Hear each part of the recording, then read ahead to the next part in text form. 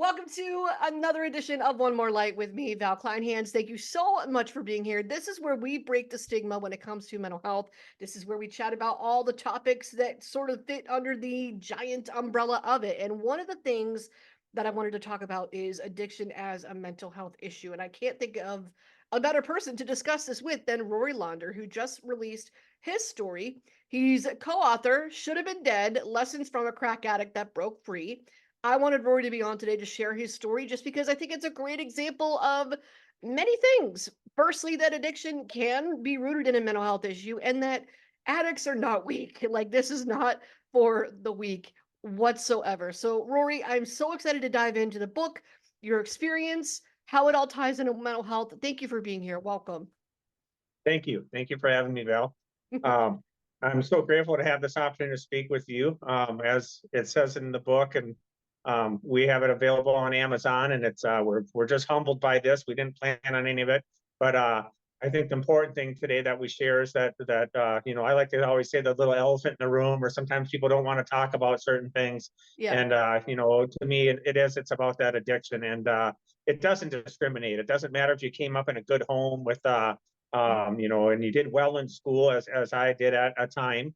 It does has nothing to do with it, but I once it got a hold of me, that I had no fight, and that addiction took complete hold of me, and it took me to a place in where I just dissipated in life for 17 years, where I ended up living in the streets and in shelters and homeless and Hmm. begging for money on corners. And here I was, I grew up in a middle class household income, and I had happy. My mom was an amazing person, and I had a couple brothers, and one we got along, one we didn't, but whatever. We had a healthy family, but like you said, Val, there was something that goes on up here, and with that drug, something clicked and turned, and then once that shame and that embarrassment and um, the addiction itself, the chemical, whatever the reaction, the switch, the whatever clicks inside you.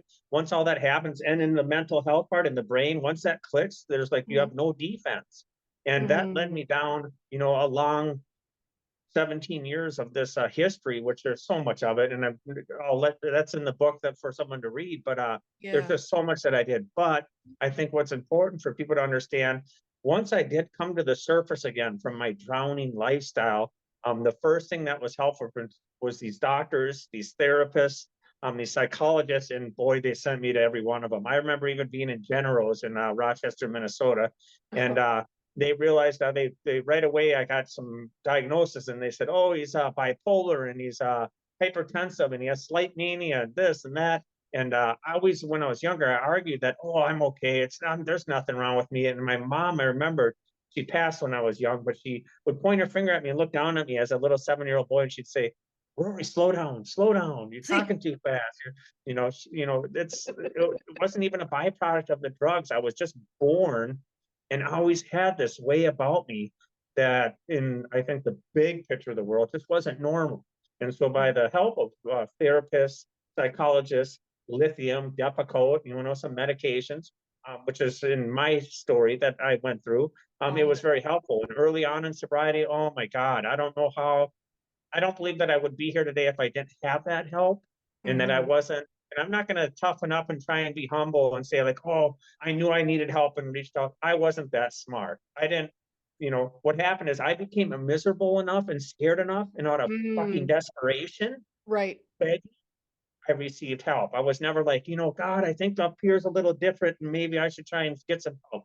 I wasn't smart. I didn't do nothing like that. Out of desperation, pain, and suffering and misery, those were my motivators. And when I got to a place where I had help offered to me, where I had the opportunity, I was all ears and all Hmm. eyes wide open and ears wide open. I was listening and ready to hear and receive any help I could, because whatever I did, I couldn't stop. Whatever I did, I couldn't stop hurting from my pain and my loss and abandonment and things like that. There were so many things going on. It wasn't like you said in the beginning, it wasn't just the drug abuse. I had abandonment stuff. I had stuff going, I had a lot of mental stuff. So Right. Oh my God. Woo! So much to unpack already. But so I'm a member of the Generals Club too, anxiety and depression, just a couple years ago. Background for anybody listening that has no clue. Rory and I do know each other personally. He lives very close to me, which I realized only like recently after started going to lady supper clubs in my area. You and your wife Lily, beautiful home. You love to host people for dinner every once in a while. I got the invite and I was like, hell yeah, let's do this. And I heard you and Sweta, the other author on this, Sweta Patel, talking about this project and being really excited about it. And I was like, this is really something interesting. And this is something that I think is going to get people talking. And it's refreshing to have somebody be as open and as vulnerable about it as you have. So when I knew about this, I was like, let's get the word out. So backtrack, yeah, we know each other, and I've always been excited about this project. When I read the book, for me, the most poignant sentence was one that like comes early on, and it read, "Smoking and drinking took away the feeling of being different." And this was a sentence that made me realize, okay, I am reading about someone whose mental health has been affected in their life. I'm reading the perspective of someone who is maybe self conscious, maybe felt like they didn't belong, maybe stressed by their surroundings. And I've been there too. I went to Generals for a lot of the same reasons. I was really stressed out at work and I felt like an outcast in that environment. And, coming to a new state for me, that is Minnesota, and that's where we both are. That was new to me too, coming from Pittsburgh, which is a totally different environment. So, I would love to speak and just chat about how you would say your mental health came to play into your story, like in the beginning. Do you believe that there was any type of connection there? I do, absolutely. I think you hit it right on the nose. So like you said, I felt different. I was kind of the smart, dorky kid, and I was scared of girls because I was intimidated. Where other guys had boyfriends and or girls, guys had girlfriends, girls had boyfriends, or whatever, whichever way it went. And I was, kind of sitting, and I was shy, and I was the youngest of four boys, so I always felt less than. They were stronger, they were bigger, they were faster, they were quicker at anything we did. So I grew up, I always felt different. I felt less than. Um, I had no self confidence. And even though girls would be like, "Oh, your eyelashes are so long, you have such beautiful eyelashes," but I would look at the one kid, I think his name was Brent or whatever, and all the girls like, and even my best friend Jimmy, oh, all the girls like Jimmy, but they weren't running at me, and I was this dorky little Jewish boy that was all proper. I mean, I was smart as a whip, believe it or not, but I just felt different. And there was intimidation in my family, with my brothers. There really was. And I love them, each and every one of them. I have nothing against them, but I was the baby. I got picked on and the back of my head whacked and be quiet, don't tell mom. Oh yeah. Um, and then just being Jewish, I felt different. Once I got out in the bigger world, it's like, Yeah. it was okay, but it just made me different. And they're like, "Oh, well, then you're this," or yeah. People would ask questions, and sometimes I was intimidated by it. So, like you exactly said, Val, when I took that drink and I took that first drug, whatever, it just kind of mellowed me out. And at first, it was more of a friend. It gave me a little bit of confidence, and I was, I felt better. I felt more good about maybe making approaching a girl or whatever, and it worked. But what happened? The drink and the drug turned on me one day. And that's the Mhm. thing. At first, it was okay. I was having a beer, smoking a little weed, or doing this or that. It was recreational, I think is the term they like to use. But somewhere along the line, it turned on me, along with cocaine, which is it's all in the book. And when I found that, when I did that cocaine, it's almost glorified a little bit in the book, but it was this one night in Jacksonville, Florida, and it was something happened at that moment. Mhm. That night, at that moment, something happened, and it changed my life and set in motion the next 17 years of my life. The destruction, the tear, the tornadoing through the lives of others, like they talk about in some of the sober literature that I sobered up in and around. Yeah. Um, there has been so much stuff. I'm so grateful that I had the help that I did, Val. I mean, it was so key. And I think to those out there that sometimes when you're younger, they just feel a little different or they feel whatever, that I want them to know that you're not alone, and that it's okay. That sometimes we feel that way. I'm not saying that it's good or bad or you can or not. It's happening, but to Yeah. know that there's somewhere where to go. There's people that can help.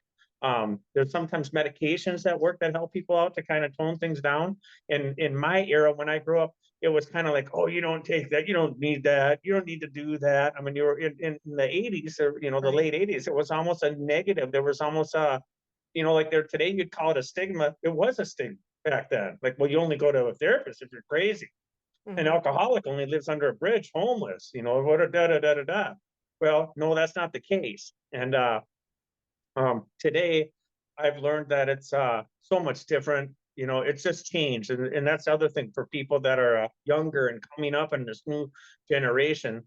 I'm so worried that they know and understand. And I see that it's getting into public school systems, it's getting into things that they know and are aware about mental health and to get help and to reach out and not be bashful. So, Yeah, it's numbing, it's numbing some of the anxiety that's going on. I mean, and everybody that I know that has dabbled, a lot of yep. that, a lot of them, it's rooted in that. And I want to dismantle some more stereotypes with you because I just love doing it. One of the stereotypes out there is that weed is the gateway drug. But in your story, in my opinion, that's totally dispelled because I think when you're paying enough attention while you're reading this, it's not necessarily the weed itself that introduced you to hard drugs. It's the surroundings you find yourself in when you're going to buy this stuff. Like, is that fair to say? Yeah, for me, it wasn't always like if I just if I took a one hit that would lead, but it was everything. I would start with maybe I would do a pinchy, and then I'd have a couple of drinks, and then those three drinks, those three Bacardi Cokes would lessen my decision making. It's more apt. And I say this to anyone, alcoholic or not, it's just the way it is. And I have nothing against in my lifestyle that I choose. I have nothing against alcohol or marijuana. People they choose that's their side of the street. But in my experience, if I smoke a joint, I Mhm. have about three drinks. I get about my third Bacardi Coke down. And what that does, factually, every time, never fails, my ability to make good decisions is lessened. Not Mm, saying that they're always wrong or mhm. whatever, but every single time never fails that the chance of me making a right decision, I'm more apt to do something dumb. Yeah, I'm like, hey, Yeah. let's have fun, or it's just a part of the party. And for me Right. as an addict, though, that'll get me closer to that cocaine because my history and in the book it shows there was a couple of times I had sobered up for a period of time, and I got about that third, fourth drink in me, and something that whatever it is in me clicks, and it's like I don't want to just do another pinch hit. I don't want to do another Bacardi Coke. I want to get some Coke. And I Yeah. remember driving in a in a local construction company that I work for. I remember driving to Dale Street on a Saturday night at like 10, 11 o'clock with like 40 bucks in my pocket to find some crack. And well, I did, and I found it. And that's one of the negative things against me as an addict. It doesn't matter where I am in the world. And there's a story in the book about it. I could be in another country and go in a bar. You give me about 5 minutes, and I can point out, I can tell you who the dude is and who we need to talk to and get hooked up from. It's That's just, yeah. It's yeah, who you meet it's who you meet along the way yeah, is what sort of furthers it and what sort of takes it to that extreme. It's not like somebody's waking up one day and I had a toke one time and now I want something harder. That's not no, it develops over time. So I it's a absolutely wanted to progression. like, Yep, yeah, I absolutely wanted to dispel that because I think yep. someone who has no clue or doesn't have the experience would have absolutely no idea. It's not that simple. It's something that develops over time. Let's talk about the work that you put in to overcome like the worst parts of addiction. What was it So mental? Was it physical? All of the above? spiritual, mental, physical, spiritual, and again, I was maybe brought up kind of religious, but I'm not. I don't even go to a certain house of worship. Sometimes still I'll attend a synagogue or go to the Shabbat house or do stuff. But I've also been to a church. I've been to the Buddhist temple down Marion Road with friends. I met my wife in a church while I was hanging out with other people. Mhm. My spirituality, and I just want to make clear too to the world, I'm happy to share it, is very open. I have seen in my recovery and the men and women that allowed me into their life during recovery, and I've seen their spirit. I've even sponsored a Somali guy with a wooden eye and went and had food on the Somali mosque on Broadway, and it was cool. It Huh. was cool. And my mind is so open minded to all these different cultures and all their things, and I'm not here to ever judge because I've seen it firsthand, because I've stood in there and I felt that hair in my arm, and I've been able to look, and I will look anyone in the eye in the world and say, I don't know what they had going on, but I was feeling some shit. Like they got a thing going on too. And so Yeah. do they over here. And so do they over here. I don't think anyone's bad, but finding that something and to find strength, because for me, my family had died in my early 20s. Most of my family, I was distanced from my relation with my brothers. My one passed away.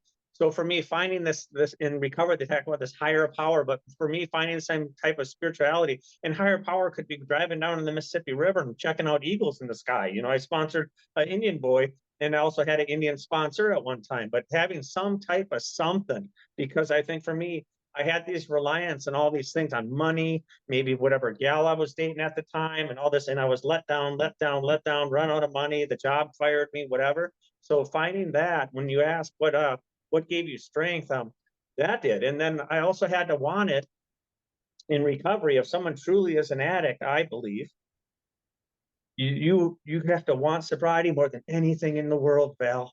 It's got to become the most goddamn important thing, because it's not, it Mhm. will win every time. It is all powerful, it is strong, and every time it'll kick your ass. And then everyone around you, whoever is strong enough, and let me make this clear, not whoever you tricked or whatever, whoever's strong enough that's still even around you when it's all crumbling, that they have enough strength to fucking handle it that long, Yeah. that they're willing to still be there. You know what? Uh, you got to have the strength. You got to have the strength to get through that, because you won't. That has to be the most important thing. Mhm. I see people try and try again, and with these new drugs, fentanyl, heroin, Ugh, the we could do a whole other methamphetamines. episode on just that.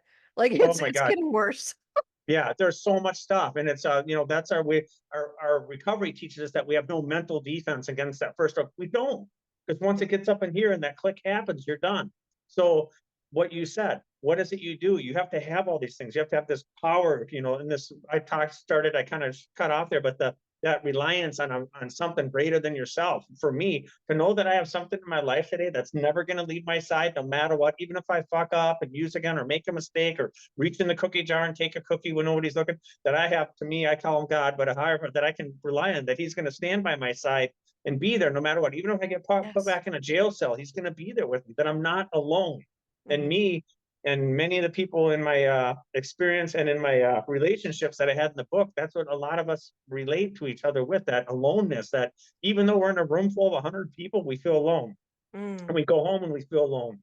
Our quiet little house where we sit by ourselves and we sit in our little head and our own little world. And that's huge to do with mental health, Val. That is insane, because that's a lot of it. And I see that with friends, people, I see it with normies, people that can go out and have 4, 5, 6 beers and go home. Well, I've had enough. I think I'll go home. I laugh at that. Like, what do you mean? Let's go get Yeah. some Coke and head to the island and go to a casino. Like, I can't connect with people like that. Yeah. But then there are people like me that I can connect with, and it's not a good thing. It's not a good attribute. This is like, it sucks. But um, there is a way, and it's what worked for me and millions of other people is that finding the power greater. So I use the recovery programs, Mhm. and then I did other things. I had to learn to make choices. Like, someone told me, if you go to the barber shop, you're probably gonna get your hair cut, Rory. So maybe don't do that. So like, oh, I'm gonna go. I had a bad day at work and I got a bunch of extra money in the bank. I'm gonna just go hang out at Kathy's tonight by myself and listen to a band. Like, I gotta start getting honest with myself.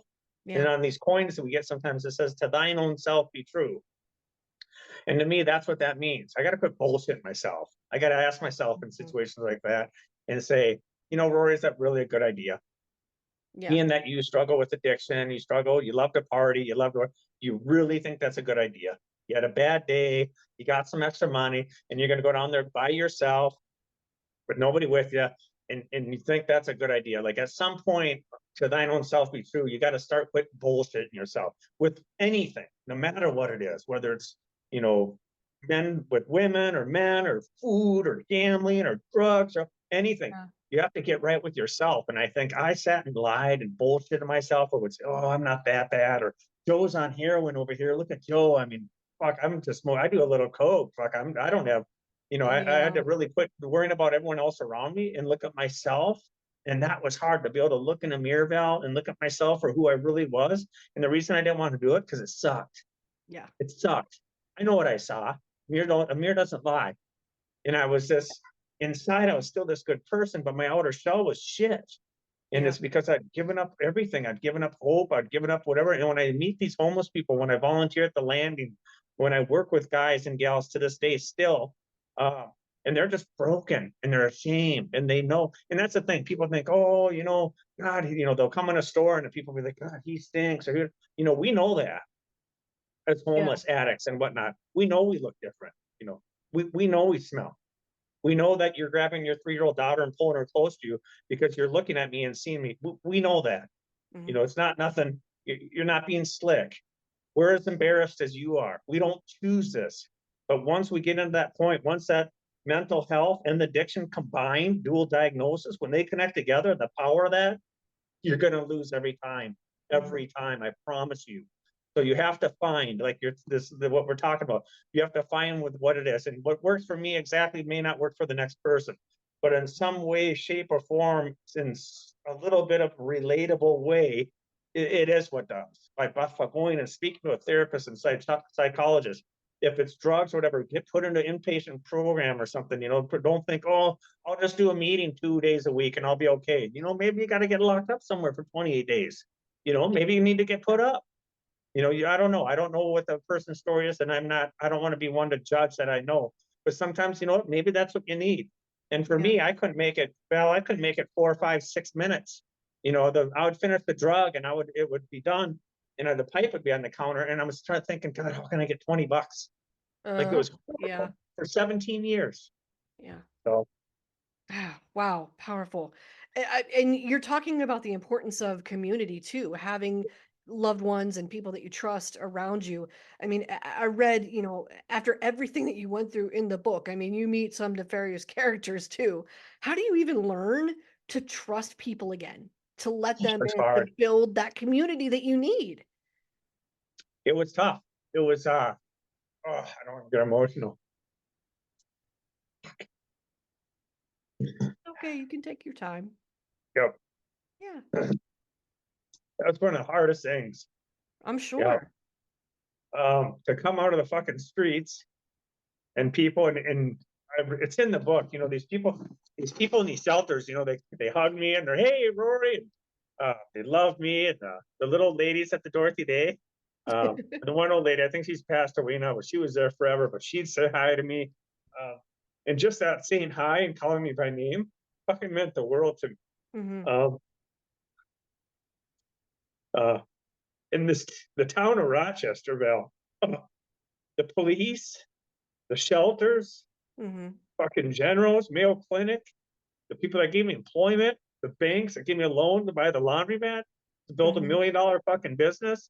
Um, I don't know if Rochester knows what they got going on there. That, like, I know all the little like board members and see how they have their arguments and all this shit. But Yeah. Rochester's a beautiful place. What Rochester has done, what they did for me, they took me and nurtured me and loved me and made me bankable and gave me whatever with no family, with nobody, with nothing, and gave me a chance. And that's all I ever needed was a chance. And from that, created all of this. Yeah. I was So I was wondering about that too. You are a businessman in the area, and sharing your story and being so out there and so public with how intense as it gets sometimes, anybody would assume, oh, why would he ever do that? Like that's crazy, people are gonna judge him, blah blah blah blah blah. But that didn't happen here, and it didn't happen in your case. So did you ever second guess going public with this? um, I did, and my motivator was 3 years ago, so I got sick, and Yeah. but I still, even when I first started Rory's, I'd go to homes and I'd be in tears and arm in arm with different, and I remember a couple different gals and only use their first name, and they're all still friends with me today, but Mary, Jenny, and then Trisha, and I did huge projects on their home, but they were people that it wasn't even a job, it became a relationship, and they knew my past, they knew my history, and here they Mhm. were giving me $100,000 remodel jobs on their home, and I'm doing all this stuff. And there were many other customers, but I just used these 3 gals specifically because and when we met, we were arm in arm and crying and going to whether they were relating to something or what, I don't know. And I'm thinking, God, it's just how you do business. And then in the end, when I finished the project and they walked in their home and they cried and said, I gave them their dream home, how that gives me worth, Yeah. especially being through what I've been through in my life, meant everything to me to have that feeling. of, I mean, I know I was skilled. I always could take my hands and do some cool shit. Whether it's in a restaurant, I was a chef in one of the finest restaurants in Minnesota. I was a Right. sous chef there. And so I've always been good with my hands for whatever that's been worth. But um, having that sense of worth again and that I mattered, you know, that door, the Ronald McDonald House. Oh my God, that is the hardest thing. That is, I think that's what partly saved my life. You know, when I was going in there, I was going in there volunteering for the halfway house I was in. They said, well, you got to donate a couple or volunteer a couple days a week. And so we ended up picking that. And I went in and I would just pick up trash and load the fridges with stuff on the 3 floors. It was only one building back then. Mm-hmm. And then the one night, the gal and the guy that would come on Fridays and read didn't show up. And they're like, hey, Rory, you want to read to all the kids? They get together in the big room. I'm like, yeah, are you serious? Yeah. Like, hell yeah, do you know me? And which they did. And so I read one Friday and that just blew up. And every Friday I'd come in and they'd yell my name, Rory's here. You could hear him yelling, and the staff's like, shh, can't be yelling in here. And that value, that worth, that making me feel part of something. And these kids that I was like, the shit, what that did. And here I was just trying to volunteer. I thought I was giving something, but they were actually giving it to me. Mm-hmm. And that helped change my fucking entire life. The fancy word, that changed the trajectory of my fucking recovery. It did. You know, I didn't want to let those little kids down, and I didn't want to yeah, I just didn't want to let them down. Yeah. You know, I wanted to, so it just helped me to be strong. Yeah. So after everything you've been through, when you look back at younger Rory, if you could talk to him when he was feeling like an outcast at that time, what would you say to him now? That's a good one.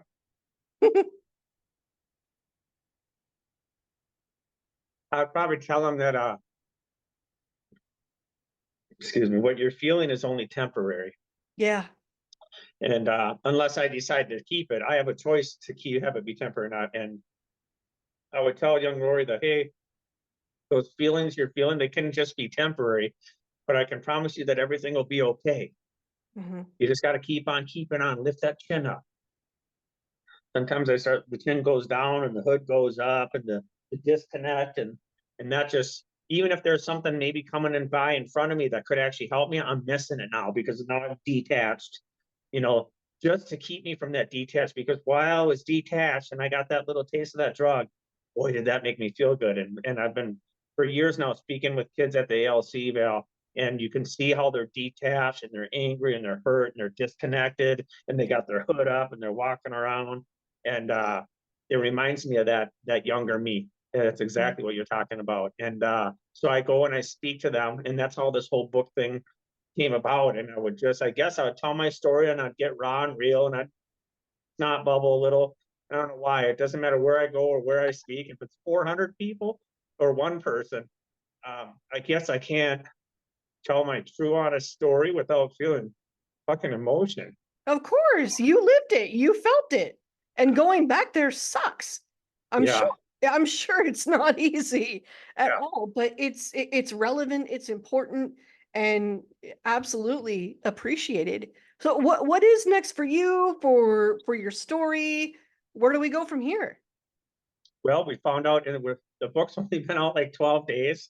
And they've decided actually in four of the four high schools in Rochester are going to use it in their English literature class. Oh, It's been cool. approved in 2 treatment centers in Rochester, one in northern Minnesota, but they're using it as a manual, or not like but you know, to help the kid people and Right, then right. do all the response questions and whatnot. So that's in 3 treatment centers. This is in 12 days. You've asked me to do a Zoom. I've got another, or a podcast. We've got Sweta's got a Zoom and in a group of teachers. It's an Abu Dhabi group or something, which is crazy. I can't even say the word, which is awesome. International. Let's Yeah. go. And then we have um, Sweeta's got a bunch of other stuff there's a couple book clubs that it's now next month. This is the book for their book club. So we got in, I think, 2 book clubs, and this is in 12 days. So we don't know. It's all happening. And I'm just riding along for it. I'm trying to stay humble. I want to stay as raw and real as I can. Whenever someone asks me to tell my story or they read their book and they have a group and they want to ask me questions, I'm gonna attend. I'm willing to drive and share anywhere in the US. If they want to help with gas and a room, fine. If they don't, that's all right. For this first year, I'm just gonna go everywhere and do wherever I can and never ask for nothing. I've also been invited to Juneau, Alaska, to an outreach program Oh, with wow. a doctor, a retired doctor from Mayo, and then also in Tennessee, a group called Men of Value. They're coming out of prison, and I've been asked to go to Tennessee to speak or to Mm. speak. So it's like I don't even know what's happening, Val. It's just happening fast, and I Let's love it. go. I love talking, so I can do my part. Let's enjoy the ride. I can't wait to see. Rory, thank you so much for sitting with me, and thank you so much for your time. Thank you.